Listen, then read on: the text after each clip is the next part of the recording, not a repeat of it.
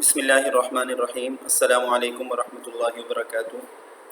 عزیز طلبہ، امید ہے آپ سب خیریت سے ہوں گے۔ اردو کی جو نظم ہم پڑھ رہے ہیں اس کا عنوان ہے کیے جاؤ کوشش میرے دوستو۔ ٹھیک ہے، کیا عنوان ہے اس کا؟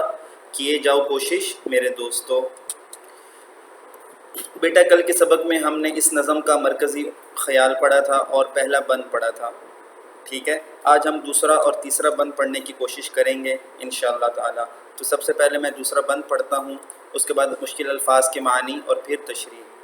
جی، جو پتھر پہ پانی پڑے متصل، تو بے شبہ گھس جائے پتھر کی سل۔ رہو گے اگر تم نہیں مستقل، تو ایک دن نتیجہ بھی ہو جائے گا مل۔ کیے جاؤ کوشش میرے دوستو۔ اب مشکل الفاظ کے معنی پڑھتے ہیں۔ پہلا لفظ ہے متصل۔ متصل کا معنی ہوتا ہے لگاتار۔ دوسرا لفظ ہے بے شبہ۔ بے شبہ کا مطلب شک کے بغیر۔ تیسرا ورڈ ہے ہمارے پاس پتھر کی سل، یعنی پتھر کا ٹکڑا۔ چوتھا ورڈ ہے مستقل۔ مستقل کا مطلب ہے برابر۔ ٹھیک ہے، اب چلیں اس کی ہم تشریح پڑھتے ہیں، اس کا مفہوم پڑھتے ہیں۔ جی، نظم کیے جاؤ کوشش میرے دوستوں میں شاعر مولانا اسماعیل میٹھی کہتے ہیں کہ اگر پتھر پر پانی مسلسل پڑتا رہے تو یقیناً کچھ ہی عرصے بعد اس پتھر کی سل بھی گھس جاتی ہے۔ ٹھیک ہے، کیونکہ وہ پانی مسلسل گرتا ہے، اگرچہ تھوڑا ہوتا ہے لیکن وہ پھر بھی پتھر کی سل پر، پتھر کے ٹکڑے پر اثر کر جاتا ہے اور وہ سل کیا ہو جاتی ہے؟ گھس جاتی ہے۔ اسی طرح اگر تم مستقل مزاجی کے ساتھ کام کرتے رہو گے تو ایک دن تمہاری یہ محنت ضرور رنگ لائے گی اور نتیجہ تمہارے حق میں ہوگا۔ ٹھیک ہے جی، آگے وہ فرماتے ہیں کیے جاؤ کوشش میرے دوستو۔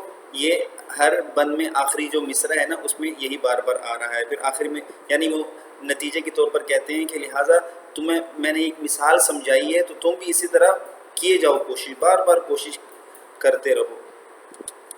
اور دوسری بات یہ بھی ہے کہ اگر ہم مستقل مزاجی کے ساتھ کام نہیں کریں گے، ایک دن کر لیا دوسرے دن نہ کیا، تو پھر نتیجہ بھی ہمارے حق میں نہیں ہوگا۔ ٹھیک ہے، ایک دن زیادہ پڑھ لیا دوسرے دن پڑھا ہی نہ بالکل، تو اس طرح تو پوزیشن نہیں آئے گی اور اچھے مارکس بھی نہیں آئیں گے۔ صحیح ہے، اگر مستقل مزاجی کے ساتھ کریں گے، روز کا کام روز کریں گے اور روزانہ پڑھیں گے تو پھر ہمیں اچھا نتیجہ ملے گا۔ تو اب آئیے تیسرے بند کی طرف آئیے۔ یہ معنی کہ مشکل بہت ہے سبق، برا ہے مگر اضطراب اور قلق۔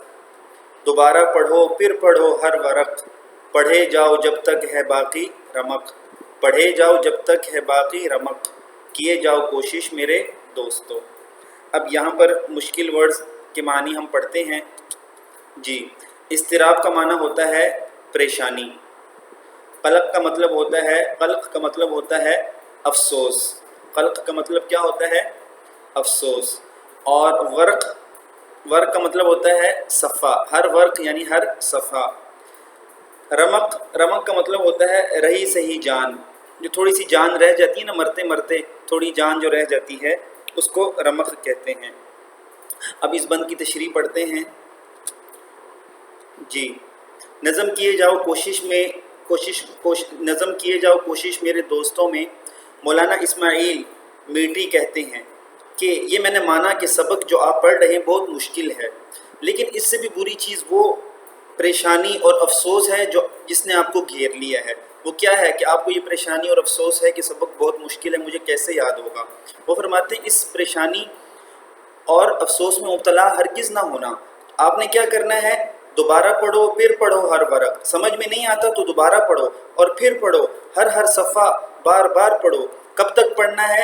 پڑھے جاؤ جب تک ہے باقی رمق، جب تک آپ کی آخری سانس ہے تب تک پڑھو۔ جتنی آپ کے اندر ہمت ہے، کوشش ہے، آپ کرتے رہو۔ یہی مشکل سبق آپ کے لیے اللہ پاک آسان کر دیں گے۔